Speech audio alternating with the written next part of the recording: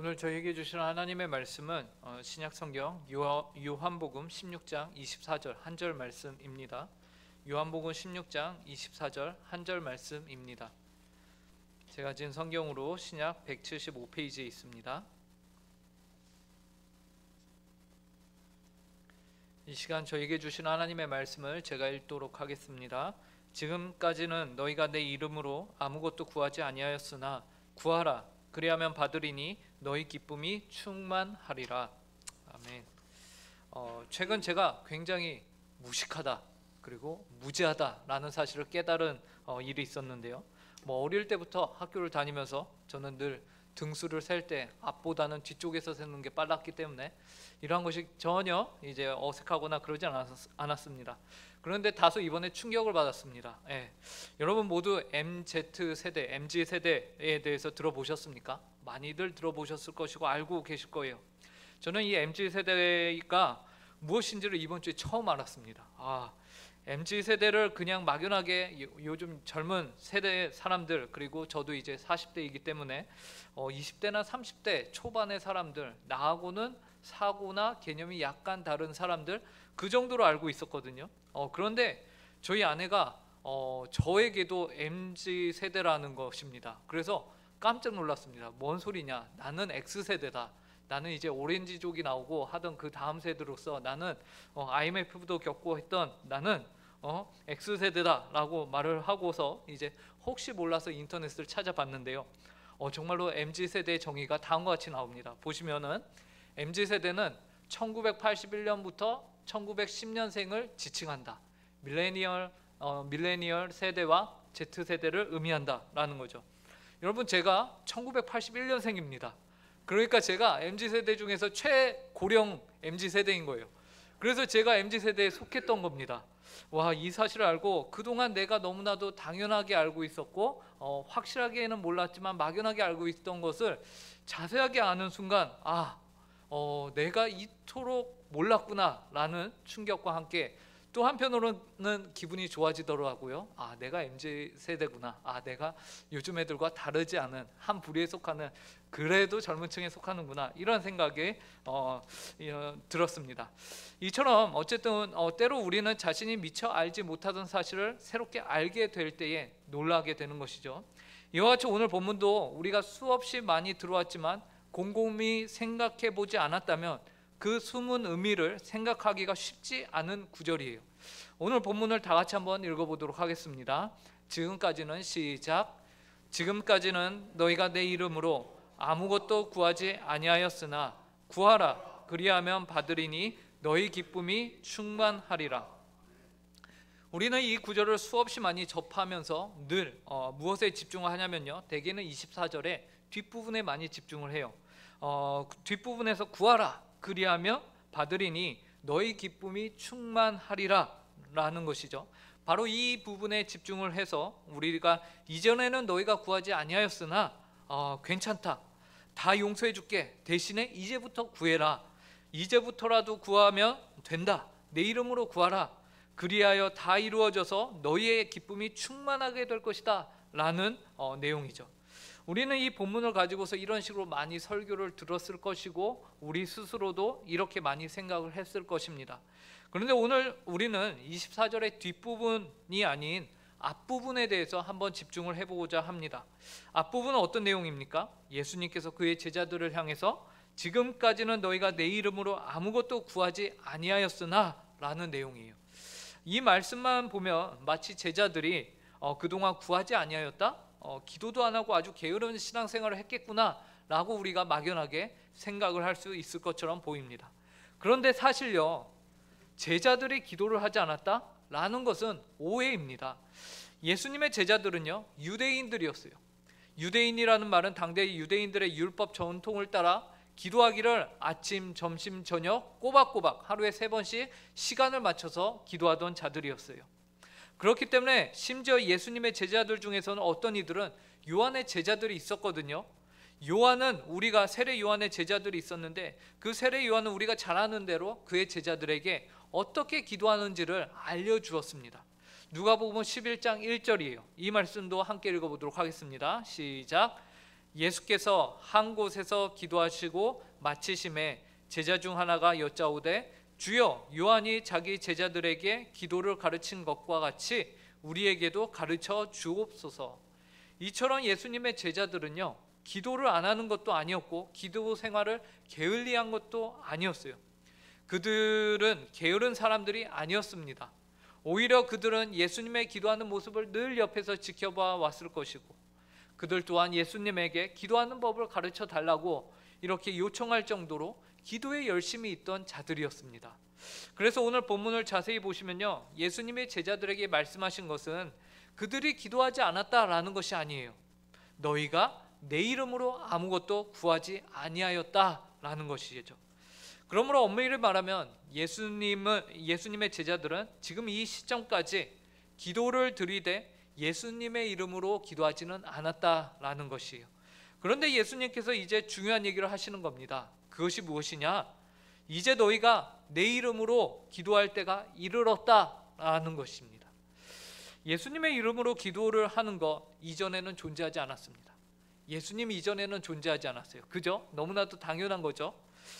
구약에서 그 누가 예수님이 메시아가 예수라는 이름으로 올 것이라고 생각했겠습니까? 그죠? 아무도 그것은 몰랐을 것입니다. 그도 그럴 것이 예수님이 태어나시기 전에 누구도 오늘날처럼 예수님의 이름으로 기도합니다 라는 것은, 이런 형식은 상상하지 못했던 거예요. 그리고 예수님이 인간의 모습으로 성육신하셔서 오신 이후에는요, 그분께서 이제는 내 이름으로 기도할 때가 되었다라고 말씀하시는 것이 바로 오늘 본문인 것이죠. 그제서야 예수님의 이름으로 기도를 할 수 있다라는 개념이 생긴 거예요. 그러므로 오늘 본문은요, 예수님의 제자들에게 너희들 왜 내 이름으로 기도하지 않았냐 이제까지 다그치는 것이 아닙니다. 오늘 본문은요, 예수님께서 기도의 굉장한 역사적 변혁의 때가 이르렀음을 강조하고 계신 본문이에요. 어떤 변혁입니까? 이제는 내 이름으로 기도할 때가 다가왔다. 이제는 예수님의 이름으로 아버지께 기도할 때가 이르렀다라는 것이죠. 이것은요, 이전에는 그 누구도 생각해보지 못한 놀라운 특권이 그들에게, 예수님의 제자들에게 주어졌다라는 것입니다. 구약에서는 성전과 제사와 제물 그리고 제사정을 통해서만 가능했던 하나님과의 그 교제가 이제는 예수 그리스도를 통해서 직접적으로 가능하게 된 것이에요. 우리가 잘 아는 대로 이 일이 언제 성취됩니까? 예수님께서 십자가에 달려 돌아가심으로 지성소와 성소를 막고 있던 그 장막이 위에서 아래로 쫙 갈라짐으로 더 이상 하나님과 우리를 가로막고 있던 장벽이 허물어졌음을 성경이 보여주지 않습니까? 누가복음은 23장 44절 47절에서 이렇게 말합니다. 때가 제60쯤 되어 해가 빛을 잃고 온 땅에 어둠이 임하여 제90까지 계속하며 성소의 휘장이 한가운데가 찢어지더라. 예수께서 큰 소리로 불러 이르시되 아버지, 내 영혼을 아버지 손에 부탁하나이다. 백부장이 그 된 일을 보고 하나님께 영광을 돌려 이르되 이 사람은 정녕 의인이었도다 하고. 그러므로 지금 예수님의 시대는 과거 구약의 시대와 그리고 신약의 시대로, 그리고 옛 언약의 시대에서 새 언약의 시대로 시대의 전환이 일어나고 있는 아주 과도기인 것입니다. 그리고 그 모든 상황들이 이제 바뀌게 될 것임을 말씀하셔서 주님께서는 지금까지는 이라는 이 시제적 표현을 사용하고 계신 것이죠. 그리고 2절 뒤에 26절에 가면요, 거기서 또 한번 예수님이 그날에 라는 이 시제적 표현을 또 사용하셔서 너희가 내 이름으로 구할 것이요 라고 말합니다. 지금까지는 너희가 안 했지만 그리고 그날에 라고 하시면서 그 전과 그 이유가 바뀌게 될 것을 말하고 계신 것이. 그렇다면 이제 새 시대에 바뀌게 되는 것은 무엇일까요? 예수님의 이름으로 구하는 것, 어떤 변화가 제자들에게 임하게 된다는 것일까요? 가장 큰 변화는 아까도 말씀드렸다시피 예수 그리스도의 이름으로 제자들이 이제 성부 하나님께 직접 기도를 드릴 수 있게 되었다라는 사실입니다. 원래는 하나님과 원수가 되었던 우리가 이제는 그분의 이름을 불러가며 그분께 간구할 수 있다는 것이 얼마나 놀랍고 감사한 일입니까? 그죠? 이런 진실로 하나님이 없는 삶의 절망을 경험해 본 사람들은 그리고 하나님이 없이는 내가 한시도 단 하루조차도 내가 내 앞날을 책임질 수 없으며 나의 가정을 책임질 수 없으며 내가 그 무엇 하나 제대로 확신 있게 살아갈 수 없는 자임을 깨달은 사람들, 경험한 사람들만이, 그리하여서 탄식밖에는 내 삶 가운데서 나올 수 있는 것이 없음을 경험한 사람들, 그 안에서 건짐을 받은 자들, 하나님에 의해서 건짐을 받아서 이것이 인생이구나, 이것이 생명이구나를, 이것이 새로 얻어진 인생이라는 것을 경험한 자들은 모두 공감을 하는 부분입니다.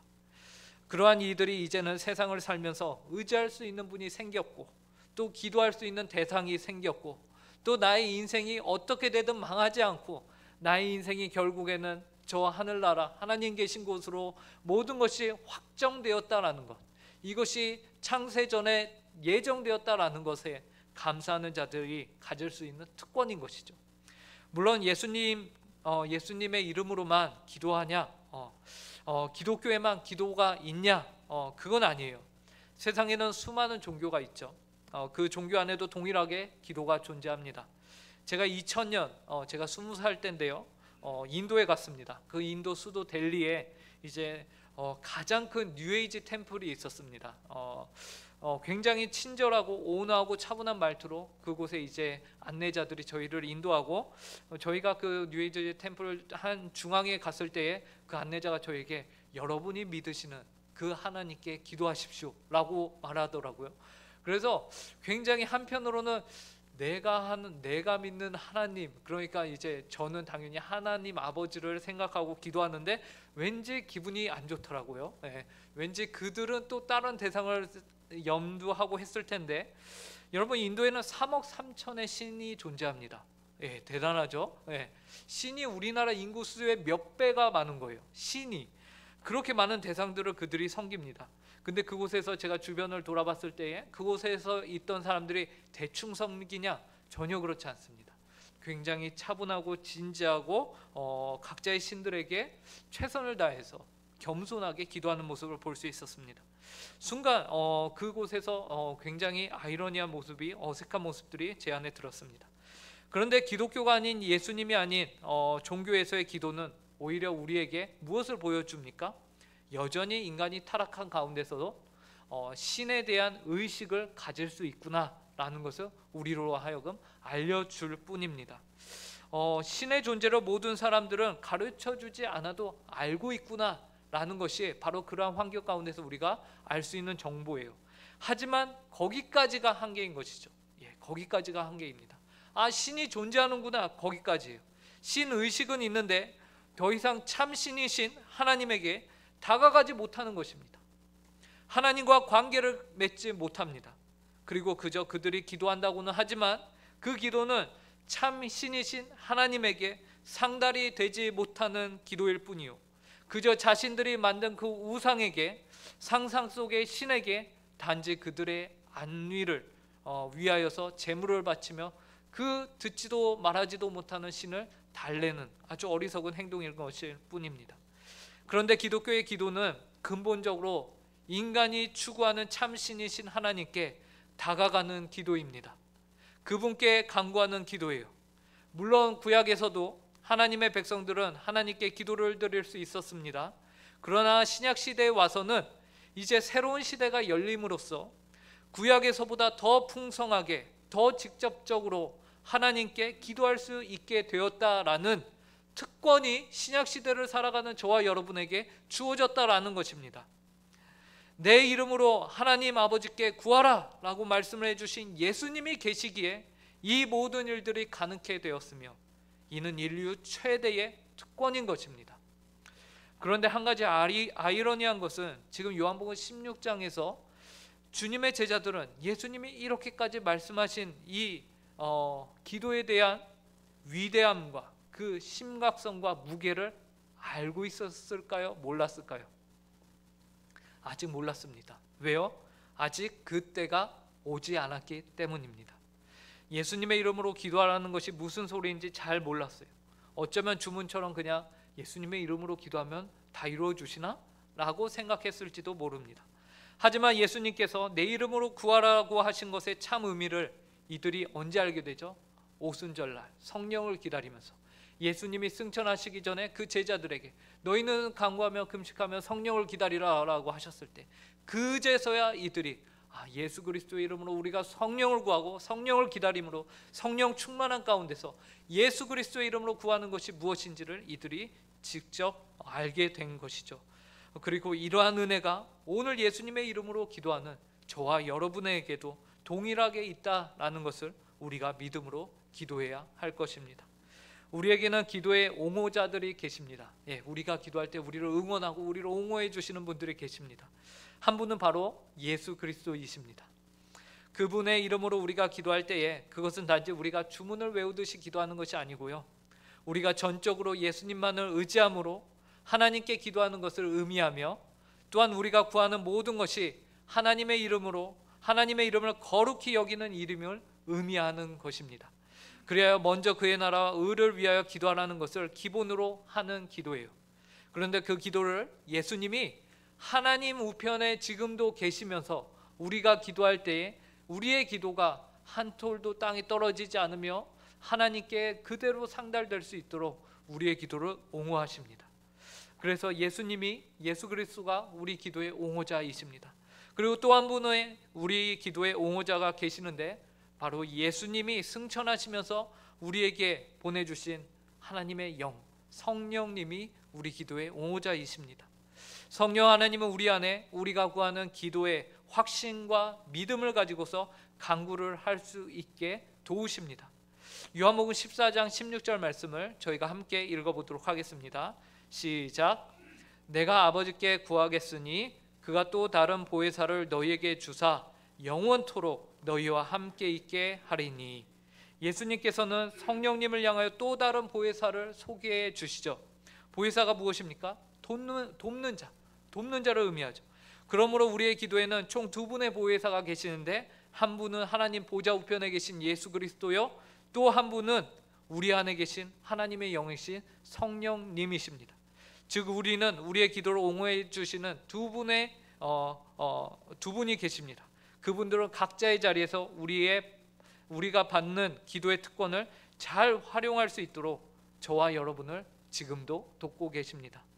이 두 분으로 말미암아 우리가 하나님께 기도드리는 것이 모두 내쳐지지 않고 막히지 않고 하나님께 상달이 된다라는 것이죠. 그러므로 이제 우리는 기도할 때에 담대함으로 기도할 수 있습니다. 그죠? 우리는 이제 담대함으로 기도할 수 있어요. 예수 그리스도께서 하나님 보좌 우편에서 우리의 기도를 돕고 계시고, 성령 하나님께서는 우리 안에 내주하셔서 우리의 기도를 돕고 계십니다. 마땅히 우리를 자녀 삼으신 하나님의 사랑을 힘입어 저와 여러분이 담대하게 하나님께 기도할 수 있어야 합니다. 만약 우리가 기도하지 아니한다면 우리의 기도를 위해 옹호하시는 성자와 성령님의 탄식을 우리가 이렇게 이끌어내게 될 것이에요. 또한 우리는 기도 없이는 결코 이 세상을 살아갈 수 없는 자들임을 고백합니다. 그렇게 우리가 오늘 무슨 일을 하든지 늘 기도로 그 일을 준비하고 진행하는 저와 여러분들이 되어야 할 것입니다. 지금 이 시대는 이미 우리가 예수 그리스도의 이름으로 무엇이든지 구하면 주님께서 들어주신다고 약속하신, 너희 기쁨이 충만하게 될 것이라고 말씀하신 시대로 우리가 살아가고 있습니다.